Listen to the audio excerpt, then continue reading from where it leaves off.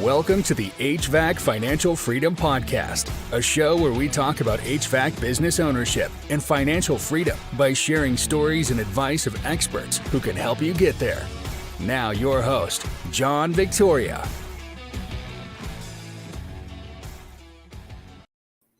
Hello and good morning, HVAC Financial Freedom Podcast. We are coming at you today with another podcast episode, and today I'm very excited because we're going to be speaking with someone that I've worked with personally myself, Miss Debra Angilletta, and we have implemented Profit First together over, I believe it was over a year. And so as a quick introduction, Miss Debra Angilletta is the CEO and founder of Angilletta and Associates, and they support professional services companies. And so she has a background of 20 years, first on Wall Street, as a Wall Street trader, analyzing company financials. And from that, she started her own consultancy, and she knows exactly what works in terms of wrangling cash flow, making confident business decisions, and creating a profitable business. And her most recent accomplishment, and I think I was included as part of this group, was the businesses she supports not only survived the recent economic crisis, but thrived. And this was during the pandemic. And so we have a very fun conversation today, a lot to cover. But first, I want to say, how you doing? Hey, John, so glad to be here with you. This is going to be so much fun today. So thanks so much for asking me on. Of course. And I'm really excited for everyone who has not heard about Profit First, but also for the people who have implemented it. I believe that Debra provides a level of detail and insight that, most other folks won't be able to provide just, reading the book or even actual consultants, because I believe you're a coach to other Profit First coaches as well, right? Yeah, to some of them. Absolutely. Just to do a little bit of a deeper dive on Profit First. But the book itself holds up, and all the concepts in there are just fantastic. That'll get you by. But if you want to go to a deeper level, yes, absolutely. You can really get things dialed in on a high level. I love that. And before we hop into Profit First, I want to get, double click on your background and just get your origin story. So when you first started, what first got you into finances? Because there's this entire world of things you could possibly do. Why did you pick company financials as a place you wanted to plant your flag? Yeah, well, it's really funny. It probably goes all the way back to when I was a teenager. I just wanted to buy nice clothes. That's all. So I was always interested in making money because I was going to be the one responsible for buying my own clothes. And, my parents provided just fine, but I wanted to go to the next level and have nice shoes and everything else. So listen, I liked money at a very, very young age. And I was lucky enough in my little hustle in my teenage years, I used to babysit, and I wound up babysitting for an executive at a bank and wound up taking a job at a bank. And it just really went on from there. Finance was always so interesting to me. And some of the things that you could do just on a creative basis, just to make money work for you, make money work for others. And I just always saw the joy that it would bring to people just to be able to help them level up in this area. Because listen, money is a very, very emotional topic. Yes. And it's part of marriages, it's part of businesses, it's part of business partners. And it's that one thing that can get in the way of just you having a really, really great life and even a prosperous life.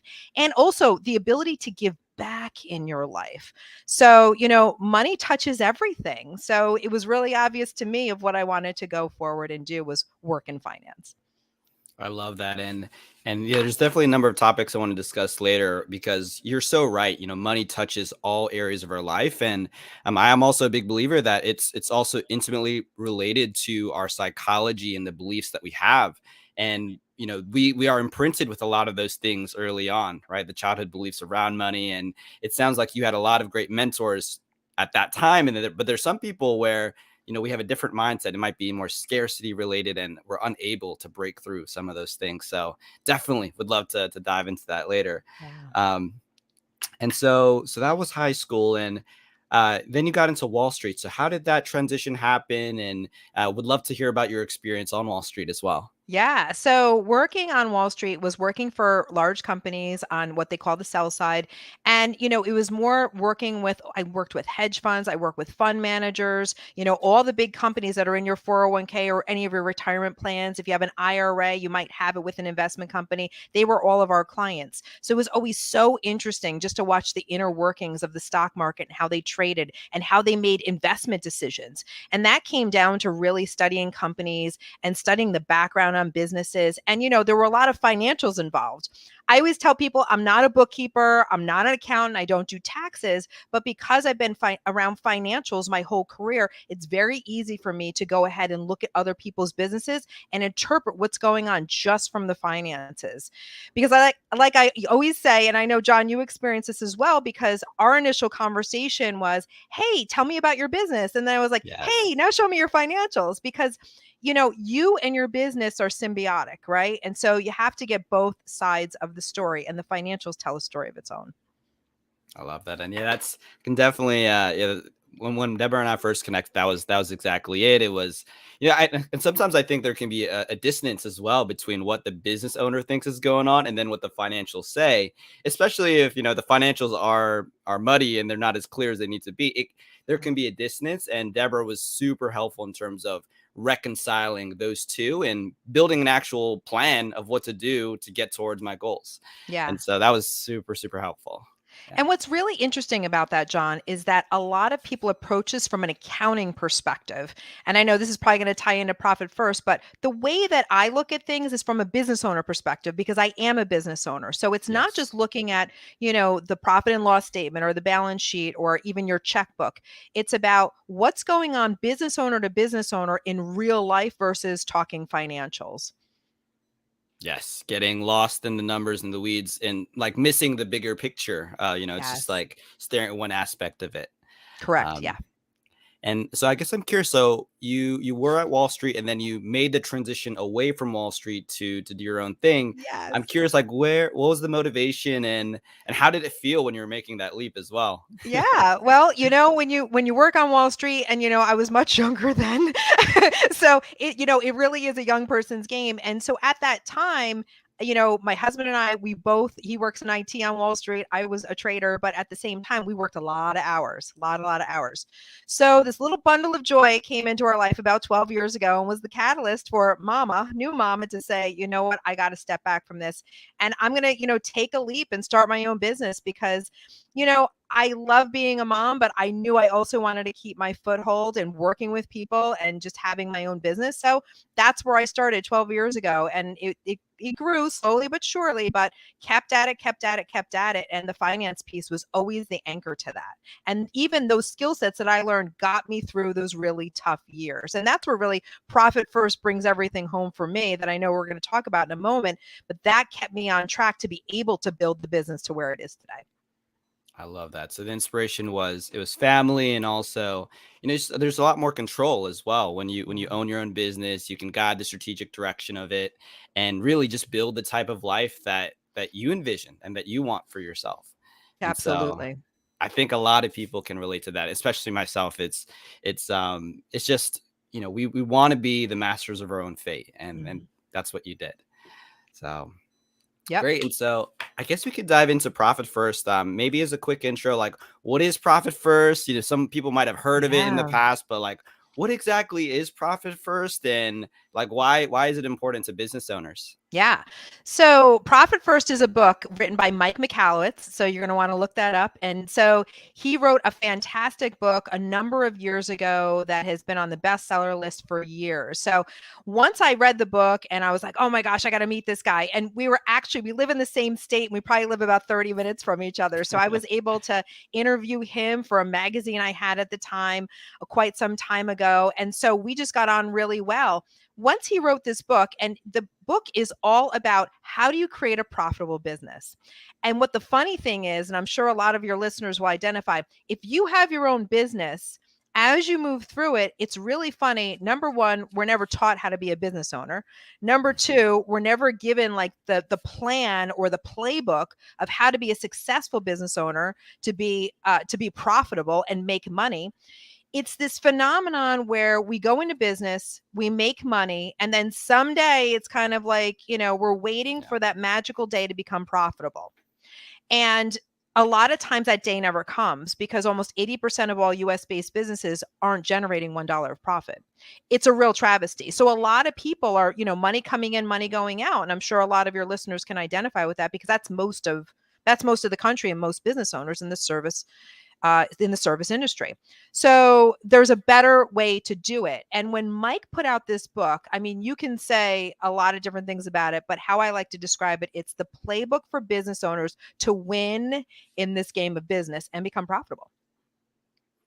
I love that. And I guess one other thing some people might ask is like, why profit first versus another system, right? There's other systems out there, and why specifically profit first? Yeah.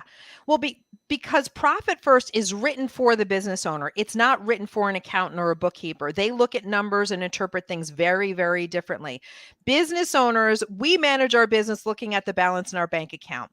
And if the number is high that day, right, we're like, woo, we're having a good day. And if that number is low and we have to pay payroll, oh, it's not going to be such a good day, right? So, or we have some bills to pay or anything like that. So it's a money management system for business owners. It works with our natural rhythm of, quite frankly, we like to spend.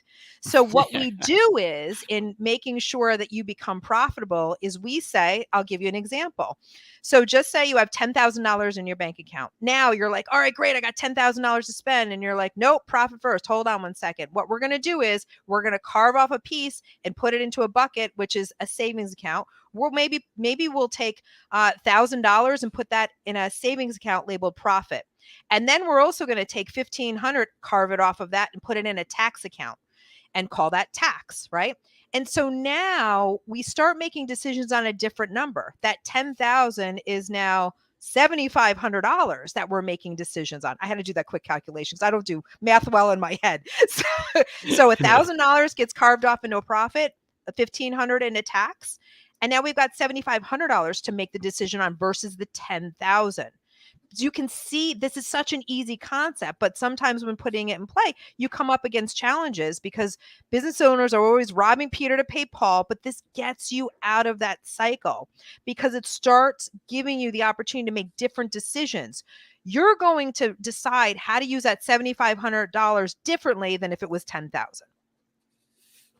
And I think there's from the book Profit First, I think there's like two concepts that kind of are the foundation. I think one of them, if I remember it correctly, is small plates theory. Yes. It's like, the idea is like psychologically, the bigger your plate or the smaller your plate, you will eat how much is on that plate. And so if you're trying to diet and lose weight, the idea is, how do I, have smaller plates in my home so I eat less? And it sounds like Mike has applied this concept to finances and business finances as well. Absolutely. And so I always like to use the Thanksgiving example. So think about Thanksgiving, whoever's cooking. I always try to go somewhere so I don't have to cook. And you should do that too if you can. But so just say the Thanksgiving turkey comes out. It's got all the fixins and everything else. The big platter comes out and goes and gets put on the table. Now, what do you do next? Do you take your plate and serve from it, right? You carve a little off and serve some on your plate. Or do you pull your chair up and start putting your fork in the turkey and start cutting and eating it? So that's the difference, right? So we've got that Thanksgiving turkey. We've got to carve up into small plates. It's the same thing with Profit First. It's take that turkey or take that all that money in your bank account. You divvy it up. You start serving your plates. Your plates happen to be your operating expenses. Absolutely. And the other thing is, number two, owners pay, because you got to pay yourself. And a lot of people I know want to pay themselves more. This is how you start to do it. The third plate is tax, as we talked about previously, because why? Taxes are a burden that we all have to take on, and it's always certain you're always going to have to pay them. But taxes are the one thing that throw a lot of businesses off stride. When it comes to April, it's like, you're talking to your CPA and it's like, oh yeah, you owe X amount of dollars in taxes. You're like, what? I didn't know I was going to owe this much in taxes. Like, it happens year after year. Yes. So this mitigates that pain, and we don't like surprises as business owners. We don't like that stuff. So that's your third plate, tax. Serve money into that tax account. So when April comes, guess what? You're ahead of the game and you never have to play Monday morning quarterback trying to catch up on your taxes, right? And then your last plate is profit. This is what it's all about. Big businesses, right? I came from Wall Street. Big businesses have quarterly profits. So why are we any different than the big corporations? We can have the same thing, generate our own profits very deliberately, And then each quarter have a little check cut to ourselves that's like, hey, guess what? Have you ever gotten a bonus in your business? Nope. Profit First gives you a bonus. Why? Because you have that profit account in place and you can pay yourself dividends every quarter, just like the big businesses. I love that. And just to double click on that. So yeah, for everyone who's not familiar, well, at least for me, when I first started, I only had one business bank account. Everything would go into there. I would be saving my taxes there. My owner's pay was in there, and everything was just in this one bank account. And it looked great because it was big, but I just had no clarity on what was supposed to go to what. And I was operating off of Google Sheets, spreadsheets. Yeah. And kind of what Debra is saying is that instead of having just one bank account, the Profit First system, you'll be having multiple bank accounts where you have dedicated accounts for things like you mentioned, like operating expenses, owner's pay, your profit, as well as your taxes. And so instead of having just one giant account, you now have these smaller plates or these smaller accounts where you can then distribute each of the funds. And Absolutely. So I think the power there is that you're leveraging that small plates theory because, let's say you have your operating expenses, you have a less amount that you're operating with. And so you are forced to either, cut expenses if it's not necessary. And so also not overspending. Well, at the same time, you are just organized with all of the different accounts as well. Exactly. And it creates transparency. So now you know where all of your money is. And you can just see that by just logging in your accounts. And some people are like, oh, but I have to open up multiple accounts. It's super easy. It's just a couple extra savings accounts. You just push that money in each time so that once again, you're not making decisions on that whole pile of money because that whole pile of money really needs to be divided up, just like John said. Gives you the transparency that everything now in that operating account, you can absolutely spend down to zero. We want to use your natural tendency to spend, and we put that in place through Profit First. And we business owners, we do love to spend. Yes, we do. The other thing is just the name Profit First. And so the formula from Profit First, it's that you already identify the amount of profit that you want to start off with. And then from there, you determine, okay, this is how much I have left to spend on other things. And I feel like that's a reversal on the paradigm where it's like most people are expecting profit at the end. But in this case, we're starting with profit in the beginning. Could you speak more to that and like why we do that? Yeah. So why we do that is because once again, we were given a little bit of a different set of rules that don't work for us, that's given to us from the accounting industry. Now, they're not doing anything wrong because they have to make sure our bookkeeping is correct and our taxes are filed correctly. It's just the way the finance system looks at things. But it's not the way that business owners operate. So let me give you this example. If I ask most people what the definition of profit is they'll say sales minus expenses equals profit, which you're absolutely correct. But the problem is that formula doesn't work for us business owners because then we're in this waiting for someday for revenue to exceed expenses. And this funny thing tends to happen. The more we make money in our business, right, revenue goes up. And I know a lot of your listeners probably experience this. It's a crazy phenomenon. Money comes in, revenue goes up, and guess what? Expenses go up in tandem with the sales, right? And the revenue coming in. So how do we mitigate that? We actually change the formula. We reverse engineer the formula.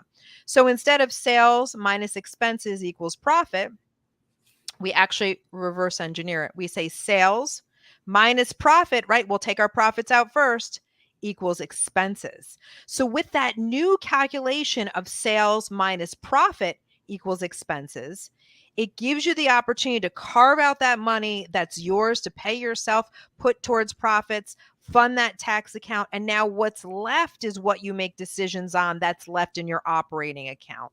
And so that's the magic formula that Mike in the book so brilliantly put together. And once you have that formula, this is now giving you that advantage. You have that playbook to become successful in business and beat everybody else out that's not profitable. Love that. And I think it's the magic. It's starting off with that profit, because if we don't plan on it, we're just not going to get it. And also one of the laws, it's called Parkinson's law, where, Yes. work expands to, the amount of time allocated, but also it applies to money. It's Yep. like your spending will, it will expand to the amount that you have. And Yeah. so if you start off with that profit, whether that's 5%, 10%, 20%, 30%, it's all going to also be dependent on your business. But if you can carve that out in the beginning, then you're going to have it, right? It's already in the bank account. It's not gone. It's already in the bank account. So you can't take it away. And I think that's the Exactly. beautiful part. It is. And everybody can get in. So you don't have to wait for a moment in time to be profitable. It's a decision. So if you want to be profitable today, guess what? You just start carving off 1% of your monthly revenues and put it in a profit account. That's it. That's it. Easy as that, just to get Wow. started. Wow.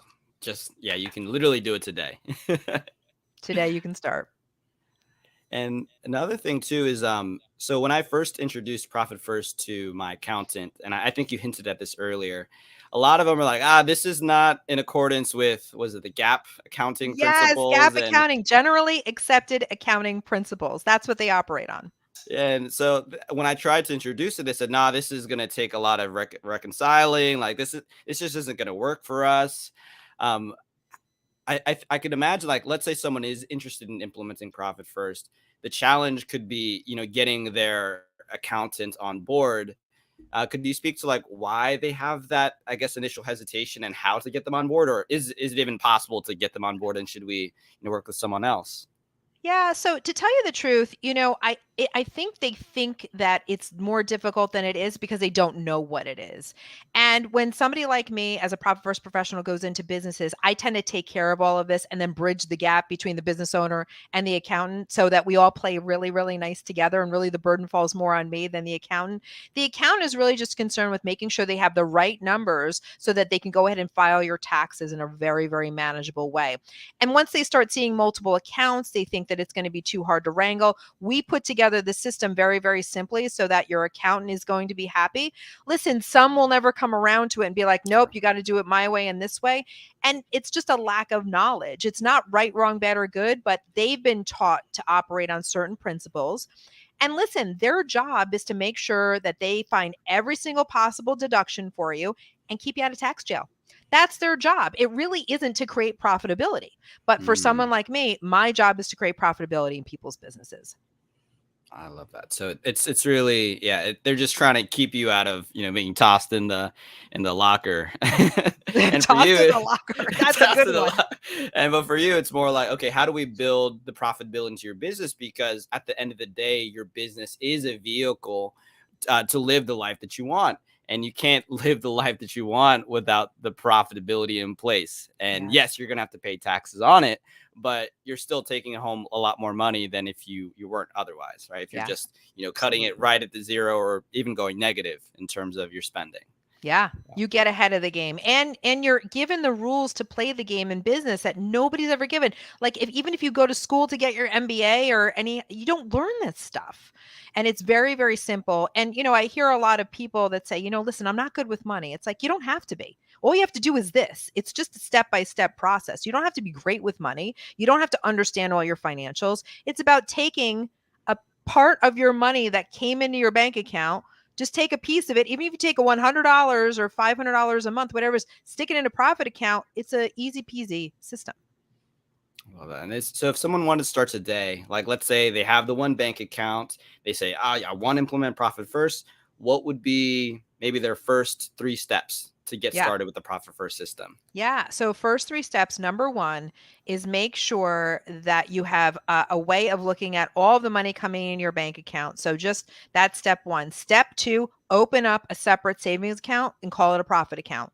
And just do that step. That's step number 2. Step number 3 is just get started. Even pick one time a month. The Profit First system in the book tells you to do this twice a month. Just take at the end of the month, the 28th, the 30th, whatever it is, look at all the money that came in the account and just carve a piece off and make a deposit into that profit account. And you can get started today on your own.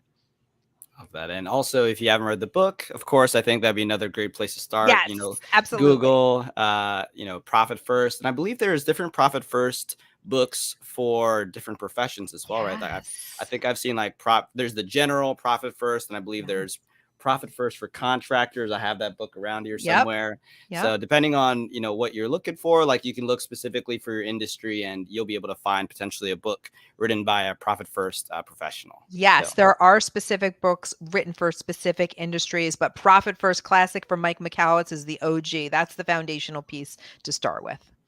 Love that. Okay. So with that, I think we'd love to transition from Profit First just to talk more generally about financial freedom, since really what this podcast is about is how can we take our business and use it as a vehicle to live the life that we want. And part of that might be, hey, I got a dream house, dream car, but also it's in terms of impact. It's like, what can I do to help, build a better life for my employees or build a better life in my community or for the nonprofits that I'm involved in. And so just to kick things off, like, what does financial freedom mean to you? What does financial freedom mean to you? Yeah, financial freedom is doing what you want, when you want, how you want. That's what it comes down to, what you want, when you want, how you want. And so how this looks is that when you start employing a way of carving this out when it comes to money in the account, just taking that one little piece, putting it to the side, putting it in this profit account. This is one way you can start getting there. And it also comes down to one key thing that everybody has to do. And it starts with just making a decision. Making a decision to say, I am going to live my life when it comes to incorporating financial freedom. So it's making the decision before you go into doing and taking any action steps, really sitting in a place where you can just say, I am going to make a decision today, no more of what I've been doing in the past.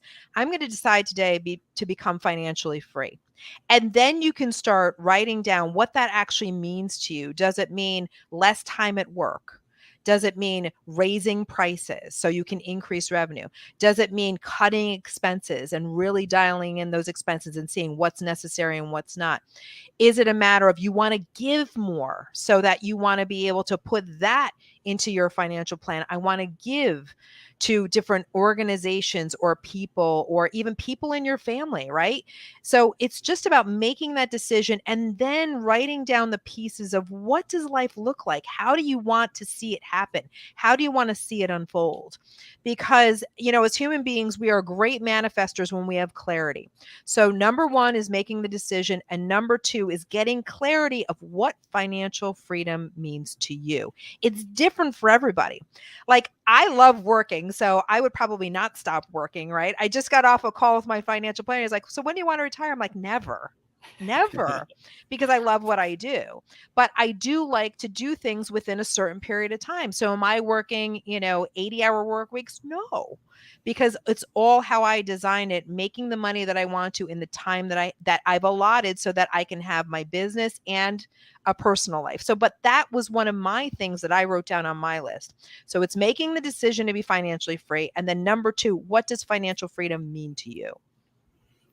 And I think also part of that visioning as well, what I found is removing a lot of the head gunk, these beliefs that, others have imposed on you that they think is part of financial freedom, but you might not even really care about. So things like, for some people, they love the fancy cars, they love the fancy watches, and there's nothing wrong with that. But for some people, they just take on those beliefs just because they saw other people doing it. And I think a part of defining your financial freedom is really clarifying like what truly is important to you. Maybe not the first thing that comes to mind. It will be that. Maybe it's going to take some time to fully clarify what are my core values, what's important.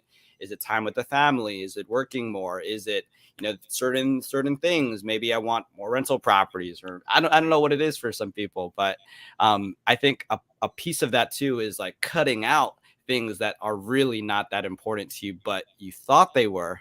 But it's like this mental game you have to work through. Absolutely. Have you had to go through that? Just like, because I feel like it's something that is almost invisible to people, right? It's like add, but how about the subtraction as well in terms of getting to financial freedom? Yeah. Well, when it comes to the head junk, don't forget making that leap from being an employee in a company, right? Where you're trading, dollars for hours versus having your own business where it's more about, is it dollars for hours or is it more value based? I've created more of a value based company where it comes to when I work with my clients, it's not dollars per hour, right? So it was a big shift for me as far as mentally of not having to trade that time for money, working 80 hours a week and be able to make the money that I wanted to. So that is part of the head junk for sure. But what really, really helps too is that if you get stuck in that, start finding other people that are living the life that you want and look at what they're doing. How are they operating? What do they value? Because quite frankly, I don't like trying to create these things for myself from scratch. Like my piece of paper will be totally blank. But if I can use somebody as the example, somebody that I love, maybe how they're living their life or what they're doing with their family, what I love that they're doing in business, ask them, talk with them, see what they're doing, see if that's what you want. That's how you can start generating this for yourself. So you don't have to come up with the original ideas. Just emulate what somebody else is doing and saying, hey, I want that. You bring up two really good points. The first one was we only have so much time, right? We all have 24 hours per day, 7 days a week, 365 a year. And that's all that we got. If you only trade your time for dollars, you're not getting any more time. So you can't make any more. Maybe you can increase your value within that time period. But making that leap from employee to business owner can be a big one, especially if you've been working for someone your entire life. It can be a scary leap because there's a different level of responsibility that when it comes to business ownership. And that's what a lot of people have told me. Like I try to encourage them, but they're like, no, but I don't, I just want to be able to shut off during some parts of the day. And, I don't want to have to be responsible for all these people under me. And I think it'd be a scary chasm to jump, but it's the only way to really get the best leverage over your time because you only have so much time. It is. And I remember when I left my job, I always described it as jumping off the ledge over into the Grand Canyon without a parachute.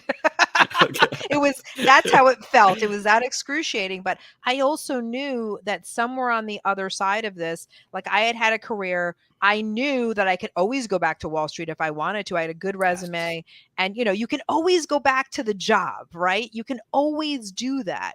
But starting your own business does start giving you the financial freedom. But at the same time, even if you are working for someone else, you can do some of these elements yourself as well. It's not just business owners. You can hack your own system of where you spend money and how you make money. There's a lot of different opportunities out there now, especially in this gig economy. Yes, 100%. Yep. And the other thing you mentioned was, the people that you're surrounded with can help shape your vision.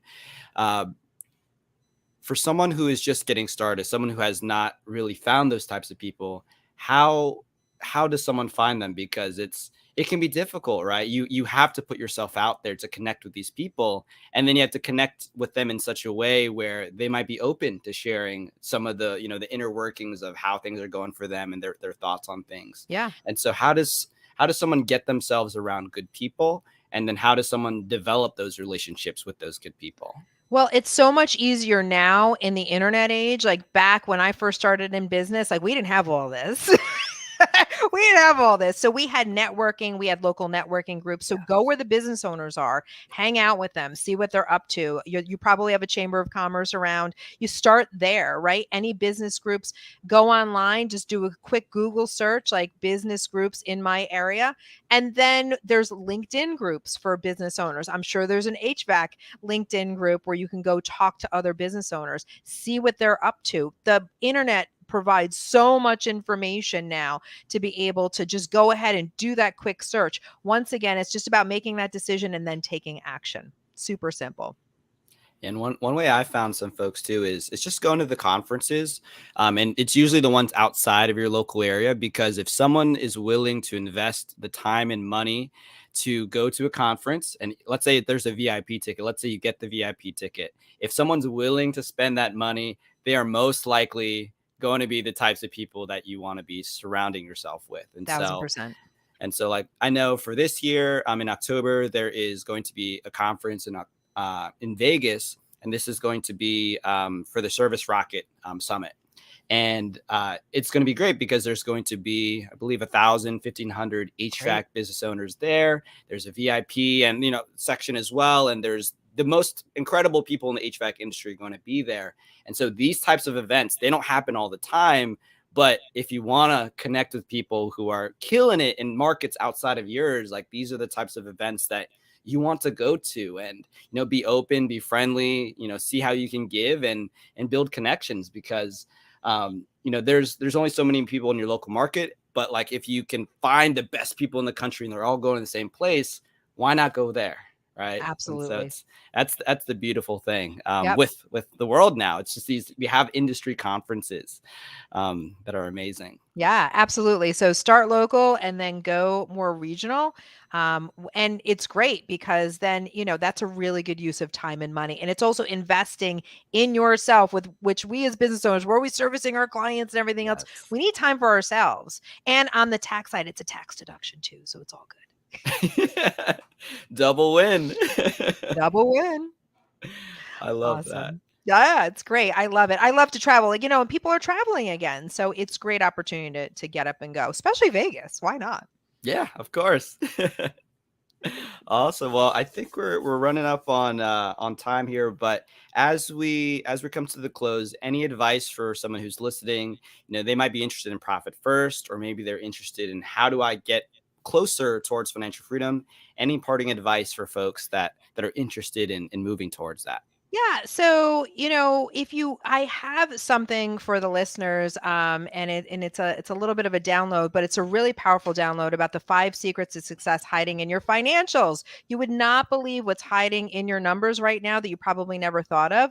So it is a little bit of a freebie, and my website is nextlevelceo.biz. That's nextlevelceo.biz, and I'm sure it'll probably be in the show notes as well.